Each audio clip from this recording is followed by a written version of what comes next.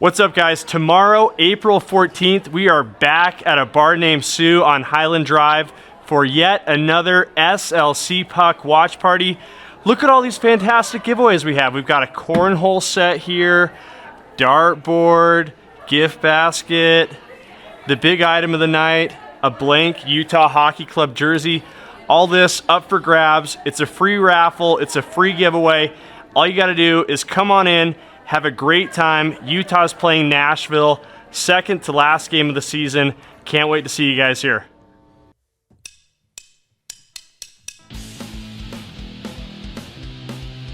What's up, everybody? Welcome to SLC Puck. I'm your host, Austin Facer, and I'm dropping the gloves.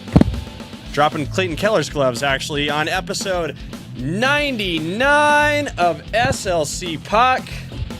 It's the great one of SLC Puck episodes. 99 episodes. That's kind of nutso if you really think about it. I'm pretty proud of that achievement. Sorry, I know my sound levels are a little high there, so let me just bump that down for you. That is something pretty cool to think about. I'm really happy to have gotten the support I've gotten for so many episodes of what is quite literally one of the most insane projects anyone's ever conceived of. But I'm happy to do it. I love doing it. By my math, next episode of SLC Puck will be numero 100. So that's going to be a lot of fun. I don't know what we're going to do in terms of how to make it special. I know what makes it cool is that it's also the 1 year and 1 day anniversary of the show's inception. That was a tongue twister for some reason. But it was April 15th, 2024, that I recorded the first episode of SLC Puck in a different basement. This is the new and improved basement. But we're gonna work some things out over the summer to make things bigger and better. But that's pretty amazing to think how far we've come, and I think there's a beautiful poetry to the fact that episode 100 is going to be pretty close to the year mark, basically the year anniversary of the show. So that's really exciting, really fun, and that's going to be coincide with the end of year recap. The Utah Hockey Club's last game is April 15th, 2025 against the St. Louis Blues. So we'll do a little bit of a post-mortem on the Utah Hockey Club season. Obviously, the fellas are going to miss the playoffs this year, but I think by any objective standard or any observer of the team and the situation that's played out in Utah this year would say this season's been a smashing success. Don't you think? I agree.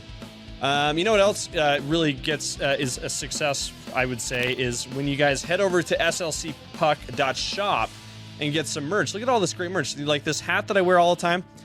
Someone who watches the show got a hat for their kid and sent me a picture of this hat being worn at a nice little honky-tonk in Nashville, which is where the Utah Hockey Club is right now. So that's super cool. You can get that here at slcpuck.shop. Lots of other great stuff. Get you fitted for the summer, the spring, all that good jazz. If you guys have any ideas for stuff you want to see on here, let me know as well. But yeah, we're talking now. The Utah Hockey Club has wrapped up their home schedule for the inaugural season, 2024-2025, the first one. Home schedule's in the books. They played their finale at Delta Center this season last Thursday. Ended up being a 4-3 overtime shootout loss to Nashville, who they're playing again tomorrow. And by the way, this is being recorded on April 13th, Sunday, and you might be listening to this on Monday. So whenever you get it. But April 14th, the night of the penultimate game against the Predators, we're going to have an SLC Puck watch party at a bar named Sue on Highland Drive. So really excited about that. We've gotten a lot of tremendous support from the bar, for one, the bar named Sue, but also everybody who's helped out with SLC Puck and all the listeners and fans of the Utah Hockey Club who want to come by, have a great drink, have some fun. We're going to celebrate the season that was, and we have a ton of great giveaways too. So you probably saw the commercial that I ran right before this episode. So I encourage you guys to be there. But back to what I was saying, the home finale on Thursday. What was interesting about that for me was I didn't get to enjoy it the way that I would have liked to. I still enjoyed it in like a very unique way, right? In a way that like was a ton of fun. We did our last episode of Nashcast. We did Nashcast episodes on Tuesday and Thursday last week. Thursday was the one that we closed us out for the season, and it was like a really like fun, pretty I guess borderline like emotional like thing like at the very end. But before we got to the end, when we did our little sign off, we watched a terrific video that the Utah Hockey Club broadcasting department had put together. We had the opportunity to have general manager Bill Armstrong on, and that was if you've been listening to the show for a while now, I've admitted that GMBA Bill Armstrong is my man crush of sorts. So it was very cool to have him on. I did not tell him that he was my man crush while we were on Nashcast because I thought that would be inappropriate for the setting. Still, it was great to have him. And if you don't believe me, look at this. I've got video proof of it right here. There's me and GMBA having a bro hug because we're bros. And like I was saying when I was introducing you guys to Bill, to William, he is a very, very big gentleman. He's 6'5". His hands are enormous. I don't know if you guys have ever seen Shallow Hal, where Jack Black gets stuck in the elevator with Tony Robbins. He shakes Tony Robbins' hands. He goes, "Whoa, it's like holding a bunch of bananas." Like that. That was what shaking Bill Armstrong's hand was like to me. We had a nice little chat there, and we talked about like the future of Utah Hockey Club. For Bill, for GMBA Bill Armstrong. I think he's definitely looking forward to the summer, having some money to play with. Ryan Smith wants to win, wants to build something special here in Utah. So Bill Armstrong is going to be given the green light to have all kinds of fun with trades and prospects and draft capital and a little bit of cashola as well, some scratcheroo to bring in some guys who can create a really solid roster for the Utah Hockey Club. So I think that'll be really interesting to watch. And obviously we'll follow that faithfully here for you on SLC Puck as we do twice a week. And don't forget the twice weekly newsletter as well. Hello. And follow me on social media too. I'm pretty psyched about where social media is going for SLC Puck as well. But we'll keep everything followed for you on those platforms. And I would encourage you guys, if you have SEG Plus, if you have Utah Hockey Club Plus, go back. You can watch the replays of Nashcast. Those are available, and I certainly encourage you to do that. Watch them. I think Nashcast works great as a way to watch the game the next day, or even you can watch some of our episodes from a few months back, and they'll still feel fresh. If you haven't seen them, the stories are great. It's like the coolest thing that I've ever really been a part of. And I'm not just saying that, like it's an awesome show. I'm like still a little stunned. They have me work on it, and I'm having a blast. We're going to have a lot more things coming down the pike for Nashcast. And maybe I'll just announce this here. I don't see what the harm is, but our plan is I saw Tyson tweeted this out, so I don't have any, reservations about letting you guys know. But we're going to launch a weekly podcast as part of Nashcast. So that's going to be just an extension of the Nashcast brand. We're also launching an Instagram as well. That's a part of that. So that's something I'll be posting about faithfully as well on SLC Puck social media as well. So make sure you follow me and then follow Nashcast Official when that launches soon. And if you do subscribe to SEG Plus, you'll be getting an email with more information about that. But anyway, all these tangents. I wanted to talk more about like the home finale. It was a shootout loss to the Nashville Predators on Thursday, 4-3. I'm just going off the top of my head. I don't think Utah Hockey Club won a shootout game this year. I think they probably lost about 3 or 4. Again, just off the top of my head. But I think it was so interesting to just sort of be in my little perch at Nashcast and just kind of be observing what was happening in the arena. Obviously, the night before, the Utah Hockey Club had been eliminated, right? I talked about this a little bit, how we needed Minnesota to effectively lose out, and Utah Hockey Club needed to win out to even have a chance. The Minnesota Wild did us no favors by, securing first a point by tying it up with the San Jose Sharks, then winning to get the second point. in the game they played against them on Wednesday night. And we did the show right after that, right? That was when we knew E for elimination. And then the next day was the home opener, home finale. And it was really interesting. I wasn't surprised, I guess not, but it was still like cool to see, like in person, how the fans, like, even though the team had been knocked out of playoff contention, there wasn't like a lot of sadness in the building. There wasn't like a lot of like, woe is me, we're not going to the playoff. Like, for one, I think Bill Armstrong did a masterful job of setting the expectation before the season started. He said, hey, listen, we might make the playoffs, we might not, but our goal is to play meaningful games for as long as we can. They did that for 78 games up into that game against Nashville at home. The finale, the games all meant something. That Nashville game was the start of games that didn't, obviously, because they had been eliminated. But again, the feeling in the arena was one of like celebration and gratitude and jubilation and appreciation and like a lot of optimism too. Ryan Smith stepped on the ice afterwards and said, hey, everybody, we're going to call this a test year. We're just getting started. I can't wait for the future here. I'm paraphrasing Ryan, of course. And I got to tell you, I'm with you. I'm with you there, Ryan guy. I feel the same way as well. I think there's a lot to be optimistic about. I think the players feel optimistic. The management does. Bill Armstrong was smiling. He was in a good mood. I think he feels hopeful and energized about what is up next for the Utah Hockey Club.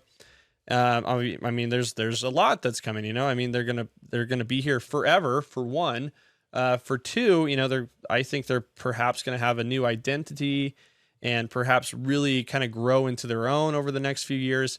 And I've said this to friends and family and even some foes who have asked, like, hey, like, what is the Utah Hockey Club good? And I'm like, they're pretty good and they have a chance to be great. I think 2030 is their year. I think that's the date that they have circled on their calendar as their arrival as potentially the top team in the NHL.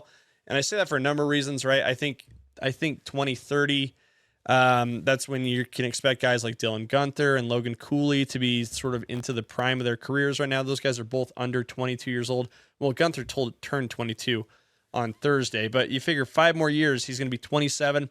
That's typically like an athlete's athletic prime, around 27.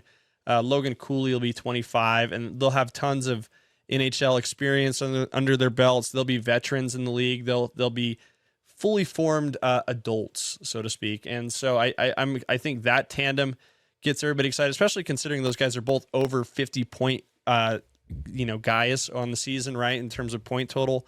That's probably reasons 1 and 2 to be optimistic about the future. But so many other things. I think Karel Vejmelka is another one.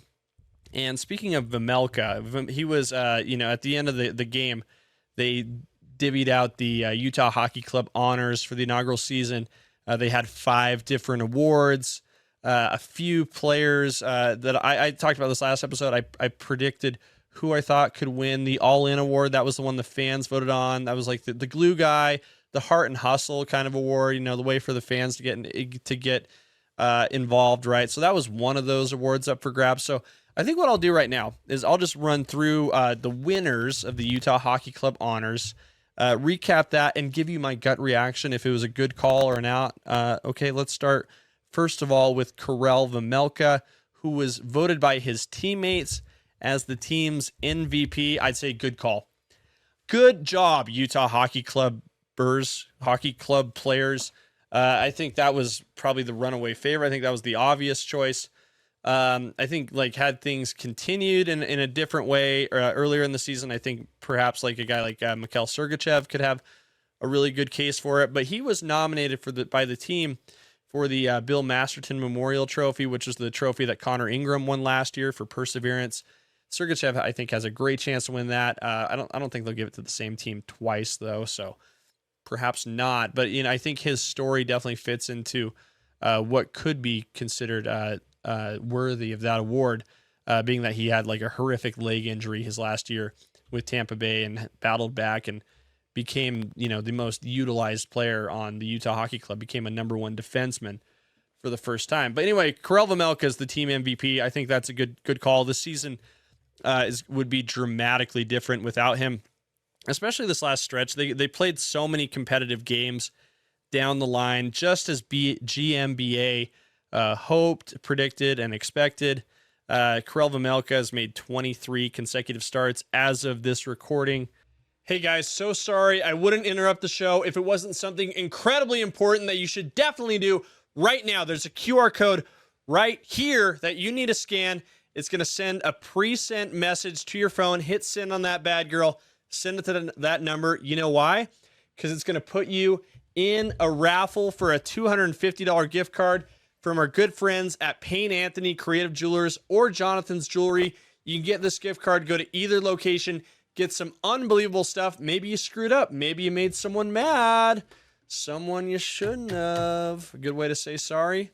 Getting some jewelry from Payne Anthony Creative Jewelers or Jonathan's Jewelry. Or hey, maybe you're in love. Maybe you're getting ready to pop the Q. That can be expensive. I wouldn't know. I'm not married. I just can imagine it's very expensive. It would probably be pretty nice to knock $250 off of your purchase, right? So all you got to do, scan the QR code, hit send.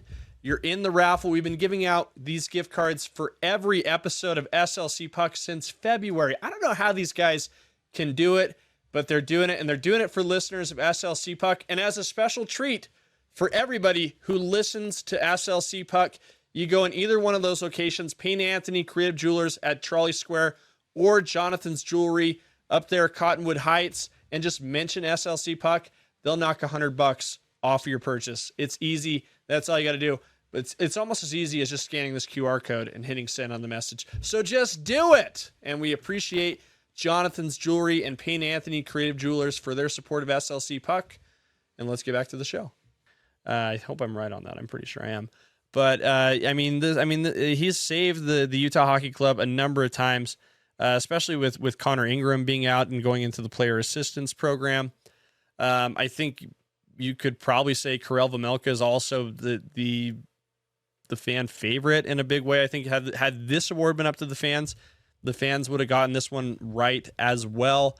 I mean, how many frickin' broccoli heads do we see out and about walking around the Delta Center nowadays, and people throwing broccoli onto the ice, which I think is funny.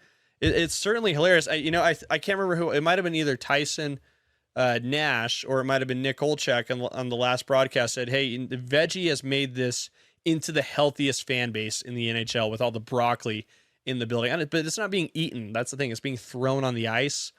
I mean, I would hope some of these people are eating the broccoli. I personally would not. I remember I tried to eat a piece of broccoli on a recent episode, and I wanted to gag. I wouldn't eat broccoli if it was deep fried in chocolate sauce and kind of rolled up tempura style and covered in barbecue sauce and all that, all the sauces that make stuff edible. I still wouldn't eat broccoli, but I will cheer for Karel Vejmelka, and I will approve of his receiving of the honors of MVP for the Utah Hockey Club. The 3 Stars Award, I predicted, and this is the dude who won the most 3 stars selections throughout the season. That one I was like, I don't know who's been tracking that. I'm sure someone has, but I just personally hadn't been. So like, I threw out some guesses. I thought maybe Clayton Keller, Sergachev could be in the running for that. Ended up being Dylan Guenther, which I totally believe. I think he's provided the most exciting moments for the Utah Hockey Club this season. So I think he's very worthy of some kind of accolade. And if you think about it, like, a lot of his really big moments have taken place at home, which I think makes it all the more likely that he would secure a lot of 3 stars, right? I mean, he had the first goal in Utah Hockey Club history against the Chicago Blackhawks. I think my assumption is he scored the majority of his goals at home.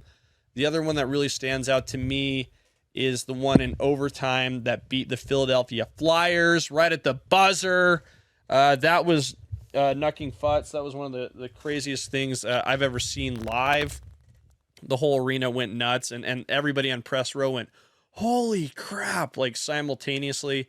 So I'd say, yeah, Dylan Guenther, great. I'm glad he got an award. The leading scorer award went to Clayton Keller.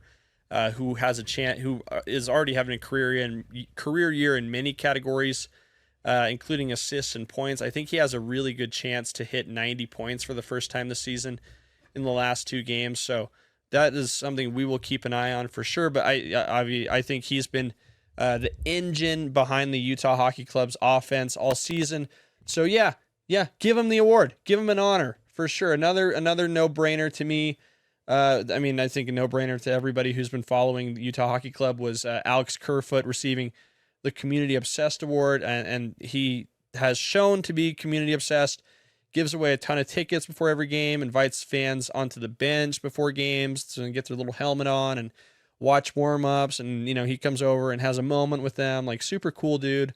Harvard guy, knows his stuff, very involved in like girls hockey as well. So Kerfoot, slam dunk pick there for community obsessed. I believe he's also been nominated for the King Clancy Award for the NHL wide honor in that same category thought, kind of thing. The all-in winner, this one kind of got me down the rabbit hole of a little bit of statistics here, which I thought was interesting. Like, I noticed a couple things that just totally like happened quietly, silently. The winner of that award was Barrett Hayton. Again, there were 4 nominees for that one. This was the one that was voted on by the fans. So Hayton, obviously, because he won it, was one of the nominees. Jack McBain was another. Oli Mata was the third, and the last one was Ian Cole. I thought any one of those guys would be really worthy recipients for different reasons. I picked McBain because I like his game. I think he plays hard and physical, and I like that he's having a career year in goals. But guess what? So is Barrett Hayton, and I did not realize that either. Like, he is quietly having a really, really, really top-notch season for himself. With 20 goals, 25 assists, and 45 points. Those are all career highs for Barrett Hayton. And we talked a little bit about him before the season, right? How there was like pressure on him to perform, to be a leader for the Utah Hockey Club. Was a very high draft pick. Battled injuries, battled a little bit of mismanagement on his way to the NHL. It kind of probably stymied his career growth a little bit. But I think it was really, really impressive that he's had the season he's had. Obviously, he had the first hat trick in Utah Hockey Club history, but to get 20 goals, I'm like, how did this guy get to 20 goals? That was like, that happened like a thief in the night, like with nobody noticing. But I think that's just kind of the style of game he plays, right? It's not like a super thrilling, like Dylan Gunther kind of, holy hell, I can't believe like that just happened kind of game. He's very much park in front of the net, get the greasy goals, get the backhanders, scoop up the rebounds, shovel that ish in, right? That's the Barrett Hayton game. And those goals have been really needed for the Utah Hockey Club. In fact, I think they could have used a lot more this year. So for him to get 20 goals, 25 assists, 45 points on the year, all career highs again, I think that's awesome. I mean, so many guys on the Utah Hockey Club are having career years. Karel Vejmelka obviously is having the best year of his life. Clayton Keller, Logan Cooley, Dylan Gunther, Jack McBain, I think probably Oli Mata. Certainly not just statistically, but I think on the eye test and in terms of impact on the ice, I think, yeah, for sure. I think there's a really good case that the majority of the team is having the best year of their career. I think there's a couple exceptions, though. I think Matias Michelli is one of those who had a really big statistical drop-off. We'll talk a little bit more about him and some of the other guys when we do our post-mortem in a little bit. But after the fun and festivities of Thursday, Utah Hockey Club picked up, which was a loss, actually. Just to be clear, they did lose that game, the last game at home, sadly. But they got back to winning ways in a frankly meaningless game in Dallas. We're getting down to the dog days here. I don't even know if it's the dog days, but just the doldrums at the end of the season when games on standings wise don't mean a lot. They played Dallas on Saturday, who I've dubbed the preseason media darlings all year. But Dallas is pretty comfortably locked into the playoffs, and they know who their opponent's going to be. I believe they're second in the Central Division, so they'll be facing third place Colorado in the first round of the playoffs. So that's happening regardless of the result on Saturday. But still some really strong takeaways in that one. Obviously, Utah Hockey Club won that one 5-3, getting 4 goals on 4 power play attempts. Jumps off the page. immediately as a big strength. It was cool to see like they're working on that second power play unit too, right? Josh Doan scored on that second unit, but again, like they did some things that I think they should have been doing all year, right? I mean, they had quick strike offense. They got going right off the jump, 2 goals off of offensive zone faceoffs. Go, baby, go. And again, Karel Vejmelka made his 23rd consecutive start. I think some people might wonder, like, why keep him in? Why do that to the poor guy? Can't you give him a night off? Like the dude's been working his butt off for like 2 months now. Give him a freaking break here. Well, Andre Tourigny did explain this to the media recently. He's like, listen, fellas. And this is when he was playing reporter. He started a presser like this. He said, listen, folks, listen, grubby, disgusting media. And I can say that because I am one of them, and I love these people very much. He said, listen, folks, if do you think we can win a Stanley Cup with Karel Vejmelka in net? Brogan Houston very wisely answered and said, eventually, perhaps, right? And, which is a good answer, good way to answer that question. And he said, well, if that's the case, what we're going to have to do is get him in 25, 26 consecutive games in the playoffs. That's the path to the Stanley Cup. We're going to ride one horse all the way to the finish line, baby. It's going to be Karel Vejmelka when we make our big run, maybe 2030, maybe sooner, right? But when we get to the playoffs, there's going to be no rest for the weary when it comes to goaltending. So they really have been seeing this last stretch as good reps for this situation, a situation they hope to find themselves in next year. Time will tell if they do. I am very optimistic that they will. But I think these last couple of games with them being like, frankly, not important. I don't know if that's like bad to say. It's just true. The Nashville game, they're playing one of the worst teams in the NHL all year in their penultimate game. And then they're playing St. Louis in the last game on the 15th. I predict they'll give Karel Vejmelka one of those nights off. It would be interesting if they didn't, though. But I do think we'll see Matt Vialta, who's been called up from Tucson, and maybe I said his name wrong. If I did, I'm sorry, Matt. Forgive me. I'll get it right eventually. But I think maybe we'll see them give Veggie some more reps. But I think the Nashville game might be a good opportunity to get Vialta, who has played just 3 games in the NHL, an opportunity to maybe show if he can be the emergency third guy next year. Should anything happen to Veggie and Connor Ingram, and they'll have to decide, Stauber, Vialta. I'm not sure what Stauber's contract situation is. I wouldn't be surprised if he's not under contract next year. But if go ahead and comment. Do whatever you want, right? So again, it's going to be interesting. And again, we'll be back on Wednesday to recap the last couple games of the year and to go over the whole year as a whole just a little bit. And we'll space this out throughout the summer because we got to fill time with content, right, folks? So stay tuned for that. But I think the other big news of the week, and I started the episode by flashing some gloves. These gloves belong to Mr. Clayton Keller. Very gently used. I'll add that. Like, if you look, what's interesting, there is like a little bit of like red tape residue, a little bit of scuffing there from the tape. I happen to know like he has like red grip tape that he puts on his sticks. He's left-handed, so it would be his right hand up at the top of the stick. And look, I got the other one too. I got the whole pair of Clayton Keller gloves. These were available at the Utah Hockey Club garage sale the other day, along with a slew of other items. In fact, I got like a really killer set here, collectibles that I was like super, super excited about. In fact, if you can look behind me, you might see one half of the collection, and I will show you the other half. Right, meow! Look at this. Look at that. Isn't that dope? Those are pretty iconic, right? Those are pretty instantly recognizable. I got a pair of Karel Vejmelka's leg pads for sale at Delta Center, and like it was really cool, the kind of the warehouse garage sale they had. A lot of goalie pads, player gloves, some skates, tons of sticks. I got a couple sticks as well. I got a Nick Schmaltzy stick here. we'll make a part of the set as well. Next time we go in Big Nick Energy, maybe we'll use the stick for some fun too. But the pads, I think, were for me, the really, really cool takeaway.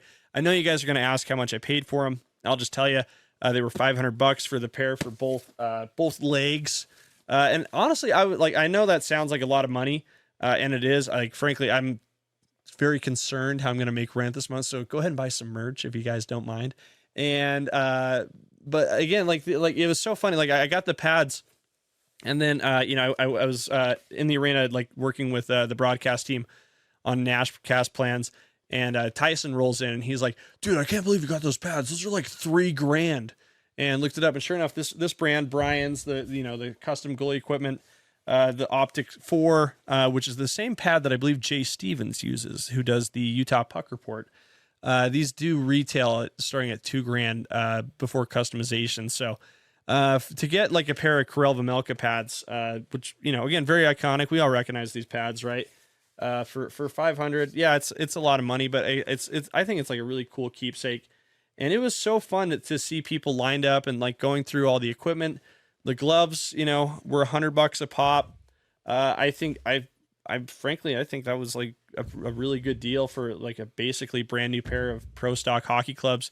The sticks were just $100 each as well. I also got a Nick DeSimone stick that was brand new, had never been cut, had never been taped, and I plan on using that on the ice. So I did foolishly spend money that I don't have, right? But it happens, and I feel I just think it was really cool that people came out in such a big way to look at the stuff and take home a little bit of the Utah Hockey Club with them. That was also in conjunction with the 50% off sale that they had at the Delta Center this month, or that same day on Saturday. And this is where I have to get the tinfoil hat out, because to me, and I think maybe to a lot of other people, I think there is a theory that you can make after seeing the sale, seeing the blowout liquidation sale. And by the way, the stuff was just flying off the shelves. A lot of the stuff was just gone in 60 seconds. Jerseys, hats, hoodies, t-shirts, the accessories, home and office goods, all that good stuff, right? To me, I view this, and I don't know anything. Nobody does.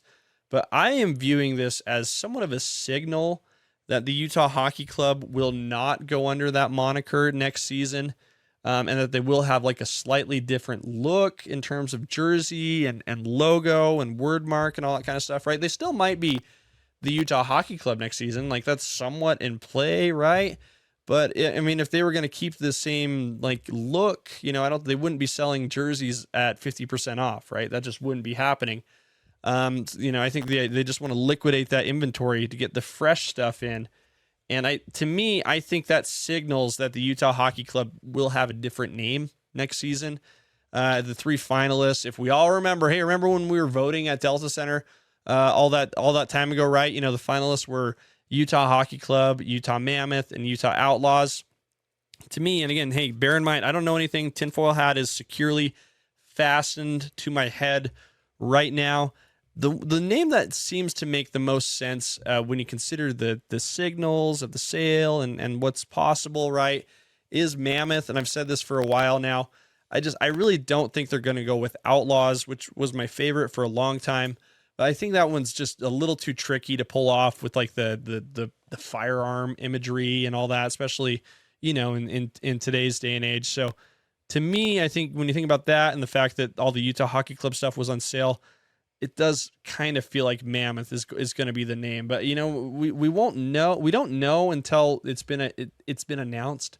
But I get the feeling that could happen very soon. I really think they want to give a fresh jersey with the logo to the new draft pick at the NHL draft in June, which by my timeline would mean we might get word on the name perhaps in May, maybe even towards the end of this month. So stay tuned. Again, my prediction, my best guess is that the name is going to be the Utah Mammoth. I think that's been something that a lot of people on social media, Twitter in particular, have started to accept and embrace and prepare for emotionally and spiritually, and with all the memes you could possibly think of.